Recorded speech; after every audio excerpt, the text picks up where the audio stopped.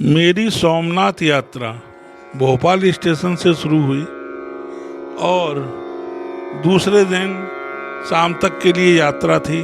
साथ में जो भोजन था पर्याप्त मात्रा में न होने से किसी तरह रास्ता जो मिला सो राजकोट पे जाके कुछ भोजन की व्यवस्था हुई। राधे होटल में जाकर हम सोमनाथ में रुके। दूसरे दिन हमारा प्रातःकाल का सोमनाथ के दर्शन का प्रोग्राम बना। सोमनाथ मंदिर के पास ही समुद्र है और ये मुख्य चौराहा है सोमनाथ मंदिर के सामने का। इसके बगल से ही समुद्र के किनारे जाने का रास्ता भी बना हुआ है। सामने ही सोमनाथ मंदिर है। ये लक्ष्मी नारायण मंदिर है और इसके बगल से ही ये सामने जो दिख रहा है ये समुद्र दर्शन के लिए रास्ता गया हुआ है। सामने सोमनाथ जी का मंदिर है, बड़ा भव्य मंदिर है। अंदर मोबाइल वगैरह नहीं ले जा सकते, बाहर से ही फोटो खिंचवाना पड़ा हमें। और अंदर जाके भगवान के हमने दर्शन किए, मन बड़ा संतोष आया। और हमने समुद्र दर्शन किया। ये जो चौपाटी बीच टाइप का दिख रहा है, कभी यहाँ सपेरों की बस्ती हुआ करती थी और ये सपेरे नाथ संप्रदाय में बाद में जुड़ गए। चंद्र को दक्ष प्रजापति का श्राप लगा था। वो उस दक्ष की 27 पुत्रियों का विवाह चंद्र से हुआ था, लेकिन चंद्र तारा रोहिणी से विशेष प्रेम करते थे और उसी के साथ रहते थे। तब चंद्र को क्षीण होने का श्राप यक्ष ने दिया। तब यहाँ पर उनका शाप विमोचन भगवान शिव ने किया। चंद्रमा को मस्तक पर धारण किया। तब से 15 दिन वो क्षीण होता है और 15 दिन तक वो पूर्णता को प्राप्त करता है। तब से चंद्रमा 2.5 दिन के लिए एक नक्षत्र के साथ रहने लगा। 27 नक्षत्र ये दक्ष की कन्याएं हैं जिनके साथ 2.5 दिन चंद्रमा आज निवास करते हैं।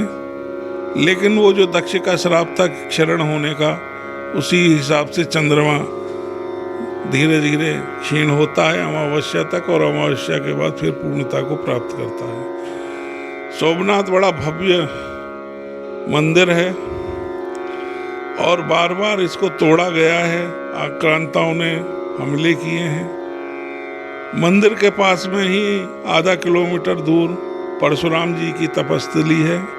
यहाँ पर भव्य राम जी का मंदिर बना हुआ है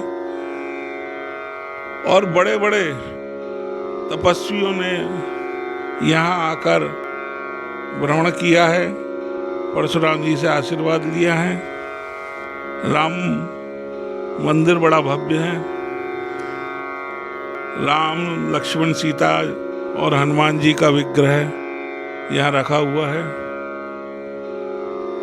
पास में ही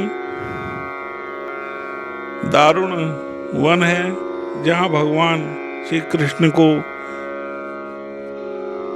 बहेलिये ने तीर मारा था और उनके अंगूठों में तीर लगा था और भगवान विश्राम की मुद्रा में बैठे हुए थे। बहेलिये ने उन्हें उनके पद्म को हिरण समझा और बाण मार दिया था। भगवान ने उसे क्षमा कर दिया। ये वही क्षेत्र है जहाँ यादवों को श्रापवश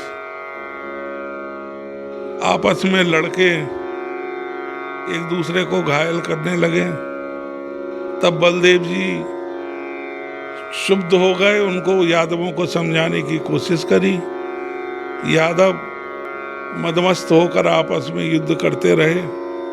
भगवान बलदेव जी को भी घास के तृणों से घायल कर दिया। तब भगवान जी ने यहाँ अपने देह को त्याग कर शेष रूप धारण कर लिया ये बलदेव जी का रूप प्रागट्य है। ये बलदेव जी का रूप था। अंदर जाकर उनने अपना शेष रूप धारण किया और यही नदी के सहारे समुद्र में चले गए और अपने क्षीर सागर में जाकर स्थापित हो गए। ये गुफा बनी हुई है। बलदेव जी ने यहीं पर अपनी देह को शेषनाग के रूप में बदल लिया था और शेष रूप धारण करके वापस अपने लोक को चले गए। जय हो दाऊ जी महाराज की जय। जय हो शेष भगवान की जय। जय हो प्रभु।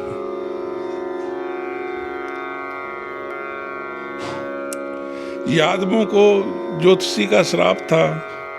उन्होंने एक युवक को साड़ी पहनाकर पंडित जी से, ज्योतिषी से पूछा था कि इसको पुत्र होगा या पुत्री। तब ज्योतिषी क्रोधित हो गया और उसने कहा इसको मूसर होगा, और रात्रि में उसका पेट फाड़कर मूसर निकला। तब यादवों ने कहा कि ये हमारे वंश का नाश का कारण बनेगा।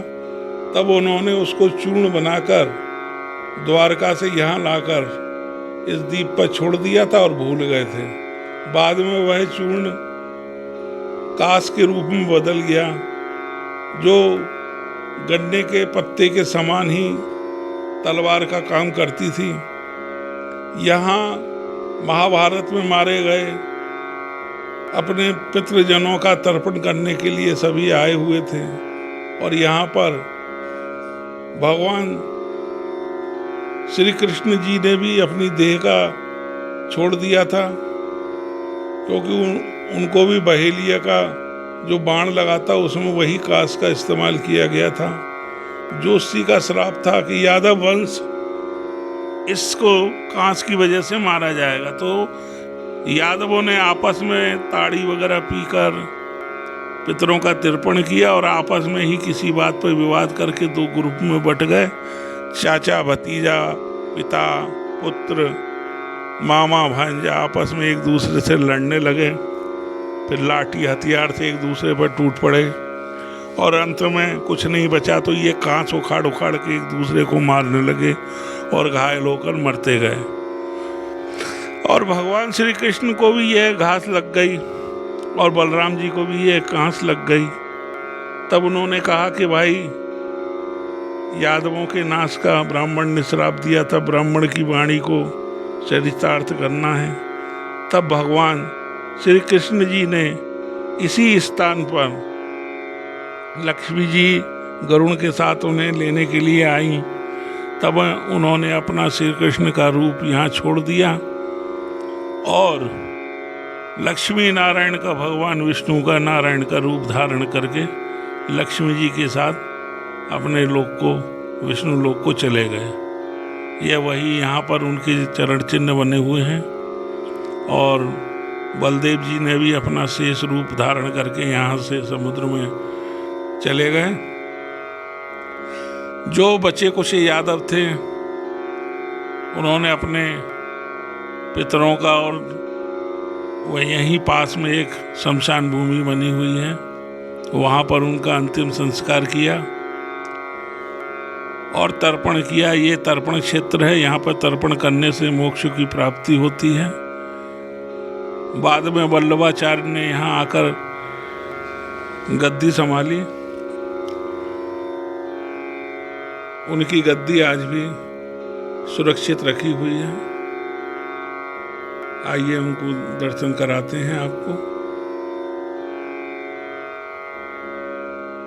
जय हो, जय हो महाराज जी की।